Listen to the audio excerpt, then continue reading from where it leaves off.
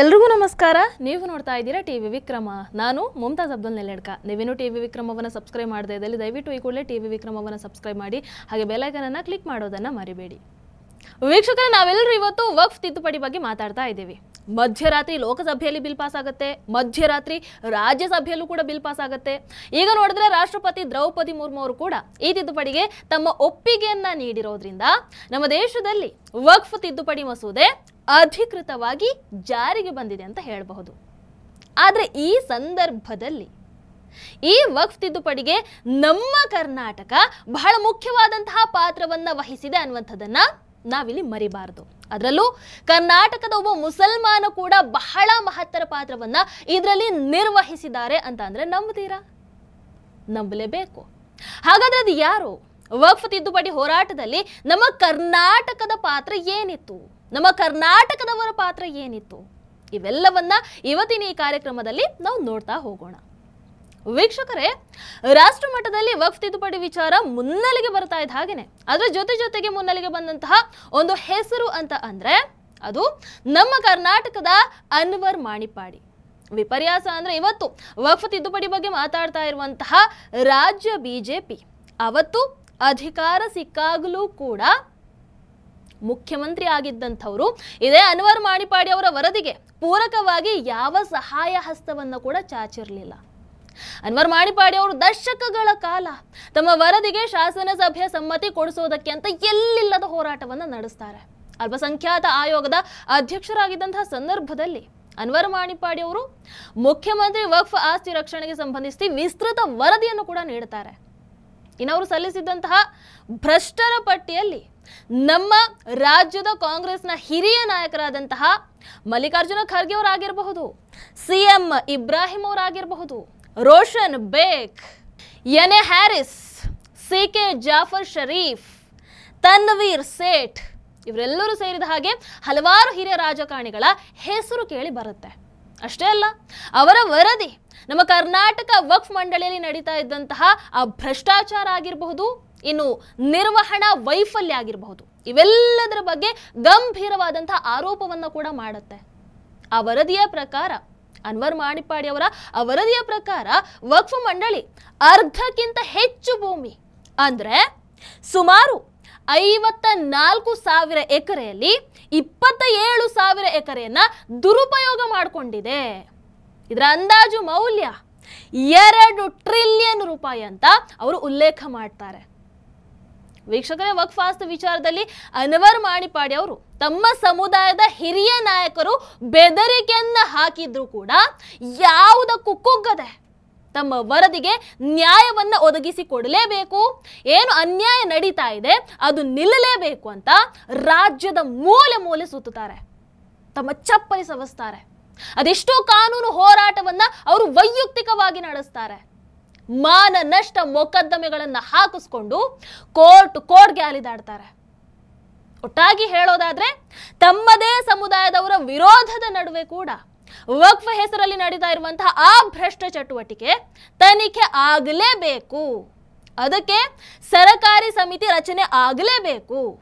ಅಕ್ರಮವಾಗಿ ಮಾರಾಟವಾಗಿರುವಂತಹ ಆ ಆಸ್ತಿಯನ್ನ ಪಡೆಯೋದಕ್ಕೆ ಕಾರ್ಯಪಡೆಯನ್ನ ನೇಮಿಸಲೇಬೇಕನ್ನುವಂತಹ ಒಬ್ಬಂಟಿ ಹೋರಾಟವನ್ನ ಇದೇ ಅನ್ವರ್ ಮಾಣಿಪ್ಪಾಡಿ ಅವರು ಮಾಡಿದ್ರು ಅಂತ ಹೇಳಿದ್ರೆ ತಪ್ಪಾಗಲ್ಲ. ಆದ್ರೆ ಇವತ್ತು ವಕ್ಫ್ ತಿದ್ದುಪಡಿ ವಿಚಾರದಲ್ಲಿ ದೊಡ್ಡ ದೊಡ್ಡ ಉಗ್ರ ಭಾಷಣವನ್ನ ಮಾಡುವಂತಹ, ತಮ್ಮ ರಾಜಕೀಯ ಲಾಭವನ್ನ ಪಡ್ಕೊಳ್ತಾ ಇರುವಂತಹ ಅದೆಷ್ಟೋ, ಎಲ್ಲರೂ ಅಲ್ಲ, ಅದೆಷ್ಟೋ ರಾಜ್ಯ ಬಿಜೆಪಿ ನಾಯಕರು ಅವರನ್ನ ಸ್ಮರಿಸಿಕೊಳ್ಳದೇ ಇರುವಂತದ್ದು ವಿಪರ್ಯಾಸ ಅಂತ ಅನ್ಸುತ್ತೆ. ವೀಕ್ಷಕರು, ಇನ್ನು ಈ ಕಡೆ ನಮ್ಮ ಕರ್ನಾಟಕದಲ್ಲಿ ಕೃಷಿಕರಾಗಿರಬಹುದು, ಇನ್ನು ಧಾರ್ಮಿಕ ಸ್ಥಳ ಆಗಿರಬಹುದು, ಶಾಲೆ, ಸರ್ಕಾರಿ ಆಸ್ತಿ, ಇನ್ನು ಜನಸಾಮಾನ್ಯರನ್ನ ಕೂಡ ಬಿಡದೆ ವಕ್ಫ್ ದಬ್ಬಾಳಿಕೆ ಅನ್ನುವಂಥದ್ದು ಹೆಚ್ಚಾಗ್ತಾನೆ ಹೋಗುತ್ತೆ. ಮುಸ್ಲಿಂ ಸಮುದಾಯ ಸೇರಿದ ಹಾಗೆ ಬೇರೆ ಬೇರೆ ಸಮುದಾಯದ ವ್ಯಕ್ತಿಗಳು ವಕ್ಫಿನ ಈ ಭ್ರಷ್ಟಾಚಾರ ಆಗಿರಬಹುದು, ಈ ಅನಾಚಾರಗಳ ಬಗ್ಗೆ ಆಗಿರಬಹುದು ಕಳವಳವನ್ನು ವ್ಯಕ್ತಪಡಿಸೋದಕ್ಕೆ ಆರಂಭ ಮಾಡ್ತಾರೆ. ಆಗ ಇವೆಲ್ಲದರ ನೈಜ ಚಿತ್ರಣವನ್ನ ನಾವು ಪಡ್ಕೊಳ್ಬೇಕು. ಇದರ ವಿರುದ್ಧ ನಾವು ಹೋರಾಟವನ್ನ ಮಾಡಬೇಕು ಅನ್ನುವಂತಹ ನಿಟ್ಟಿನಲ್ಲಿ ಬಿಜೆಪಿಯ ಅರವಿಂದ ಲಿಂಬಾವಳಿ ಅವರಾಗಿರಬಹುದು, ಬಸನಗೌಡ ಪಾಟೀಲ್ ಯತ್ನಾಳ್ ಅವರಾಗಿರಬಹುದು, ಕುಮಾರ್ ಬಂಗಾರಪ್ಪ ಅವರಾಗಿರಬಹುದು, ಇನ್ನು ರಮೇಶ್ ಜಾರಕಿಹೊಳಿ, ಪ್ರತಾಪ್ ಸಿಂಹ ಅವರಾಗಿರಬಹುದು, GM ಸಿದ್ದೇಶ್ವರ್ ಆಗಿರಬಹುದು, ಹೀಗೆ ಒಂದಷ್ಟು ಹಿರಿಯ ನಾಯಕರು ಸೇರಿ ವಕ್ಫ್ ಹಟಾವೋ ದೇಶ ಬಚಾವೋ ಅನ್ನುವಂತಹ ಒಂದು ಅಭಿಯಾನವನ್ನ ಕರ್ನಾಟಕದಲ್ಲಿ ಆರಂಭ ಮಾಡ್ತಾರೆ.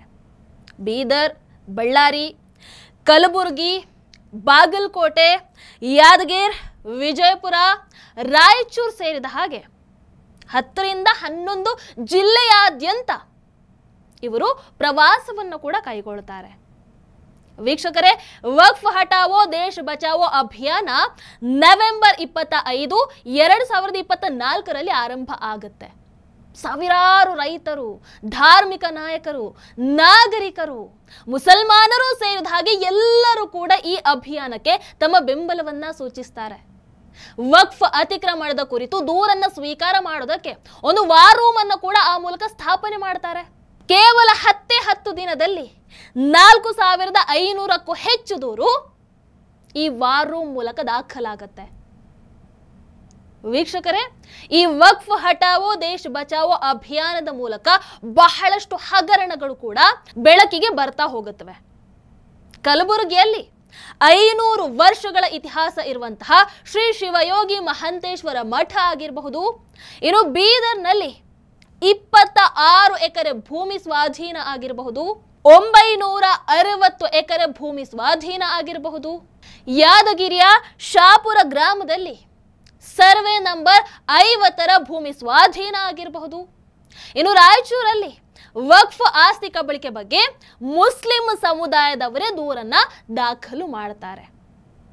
ಅಷ್ಟೇ ಅಲ್ಲ, ಜಮೀರ್ ಅಹ್ಮದ್ ಖಾನ್ ಸೇರಿದ ಹಾಗೆ ಕರ್ನಾಟಕ ಕಾಂಗ್ರೆಸ್ ಸರ್ಕಾರದ ಪರೋಕ್ಷ ಬೆಂಬಲದ ಜೊತೆಗೆ ಕರ್ನಾಟಕ ವಕ್ಫ್ ಏನಿದೆ ಅದು ರೈತರಾಗಿರಬಹುದು, ಶಾಲೆ ಕಾಲೇಜು, ಈ ಕಡೆ ದೇವಾಲಯ, ಮಠ, ಸರಕಾರಿ ಭೂಮಿ, ಸ್ಮಶಾನದ ಭೂಮಿ ಇವೆಲ್ಲವನ್ನ ನುಂಗಿ ಹಾಕ್ತಾ ಇರುವಂತಹ ವಿಚಾರ ಈ ಅಭಿಯಾನದ ಮೂಲಕ ತೆರೆದುಕೊಳ್ತಾ ಹೋಗುತ್ತೆ. ಕೊನೆಗೆ ವಕ್ಫ್ ಹಟಾವೋ ದೇಶ ಬಚಾವೋ ಅಭಿಯಾನದ ಮೂಲಕ ಈ ತಂಡ ಏನಿದೆ ಇದು RTC ಅದೇ ರೀತಿ ಗ್ರಾಮಗಳಿಗೆ ಭೇಟಿ ನೀಡಿ ಜನರ ಅಹವಾಲನ್ನ ಸ್ವೀಕಾರ ಮಾಡಿ ಅದಕ್ಕೆ ಪೂರಕವಾದಂತಹ ದಾಖಲೆಗಳನ್ನು ಕೂಡ ಸಂಗ್ರಹ ಮಾಡಿ ಅದನ್ನ JPC ಅಧ್ಯಕ್ಷರಾದಂತಹ ಜಗದಾಂಬಿಕಾ ಪಾಲ್ ಅವರಿಗೆ ಕೂಡ ಸಲ್ಲಿಕೆ ಮಾಡುತ್ತೆ. ಅಷ್ಟೇ ಅಲ್ಲ, ಗೃಹ ಮಂತ್ರಿಗಳನ್ನು ಕೂಡ ಭೇಟಿ ಮಾಡಿ ಎಲ್ಲ ವಿಚಾರಗಳನ್ನ ಅವರ ಗಮನಕ್ಕೆ ಕೂಡ ತಂದು ವಕ್ಫ್ ತಿದ್ದುಪಡಿಯ ಅವಶ್ಯಕತೆಯನ್ನ ವಿವರಿಸ್ತಾರೆ. ಇವೆಲ್ಲದರ ಪರಿಣಾಮ ಇವತ್ತು ನಮ್ಮ ದೇಶದಲ್ಲಿ ವಕ್ಫ್ ತಿದ್ದುಪಡಿ ಆಗಿರುವಂಥದ್ದು. ಒಟ್ಟಾರೆಯಾಗಿ ಹೇಳೋದಾದ್ರೆ ವಕ್ಫ್ ತಿದ್ದುಪಡಿ ವಿಚಾರದಲ್ಲಿ ತಮ್ಮ ಸಮುದಾಯದವರ ವಿರೋಧದ ನಡುವೆ ಕೂಡ ಒಬ್ಬಂಟಿ ಹೋರಾಟವನ್ನ ಮಾಡಿದಂತಹ ಅನ್ವರ್ ಮಾಣಿಪಾಡಿ ಅವರಾಗಿರಬಹುದು, ಅದೇ ರೀತಿ ವಕ್ಫ್ ಹಟಾವೋ ದೇಶ ಬಚಾವೋ ಅಭಿಯಾನದ ಮೂಲಕ ನಮ್ಮ ರಾಜ್ಯದಲ್ಲಿ ನಡೀತಾ ಇದ್ದಂತಹ ಆ ವಕ್ಫ್ ಭ್ರಷ್ಟಾಚಾರವನ್ನ ಗ್ರಾಮಗಳಿಗೆ ಹೋಗಿ ಜನರ ಅಳಲನ್ನ, ಅವರ ಸಮಸ್ಯೆಯನ್ನ ತೆರೆದಿಟ್ಟು ವಕ್ಫ್ ತಿದ್ದುಪಡಿಯ ಅವಶ್ಯಕತೆಯನ್ನ ಕೇವಲ ರಾಜ್ಯ ಮಟ್ಟದಲ್ಲಿ ಮಾತ್ರ ಅಲ್ಲ ಕೇಂದ್ರದವರೆಗೂ ಕೂಡ ಮುಟ್ಟಿಸಿದಂತಹ ವಕ್ಫ್ ಹಟಾವೋ ದೇಶ ಬಚಾವೋ ಅಭಿಯಾನದ ಆ ಸಂಪೂರ್ಣ ತಂಡವನ್ನ ಈ ಸಂದರ್ಭದಲ್ಲಿ ನಾವೆಲ್ಲರೂ ಕೂಡ ಸ್ಮರಿಸಲೇಬೇಕು. ಏನಂತೀರಾ? ನಿಮ್ಮ ಅನಿಸಿಕೆಯನ್ನು ದಯವಿಟ್ಟು ಕಾಮೆಂಟ್ ಮೂಲಕ ತಿಳಿಸಿ. ಹಾಗೆ ವಿಡಿಯೋ ನಿಮಗೆ ಇಷ್ಟ ಆದಲ್ಲಿ ಲೈಕ್ ಮಾಡಿ, ಶೇರ್ ಮಾಡಿ. ನಮಸ್ಕಾರ. ಟಿವಿ ವಿಕ್ರಮ, ದೇಶ ನಿಮ್ಮ ಕೈಯಲ್ಲಿ. ಈ ಕಾರ್ಯಕ್ರಮ ನಿಮಗೆ ಇಷ್ಟ ಆಗಿದ್ದಲ್ಲಿ ಲೈಕ್, ಶೇರ್ ಹಾಗೂ ಕಮೆಂಟ್ ಮಾಡಿ. ಟಿವಿ ವಿಕ್ರಮದ ಕಾರ್ಯಕ್ರಮಗಳನ್ನು ನಿರಂತರವಾಗಿ ವೀಕ್ಷಿಸಲು ಸಬ್ಸ್ಕ್ರೈಬ್ ಮಾಡಿ, ಬೆಲ್ ಐಕನ್ ಒತ್ತಿ.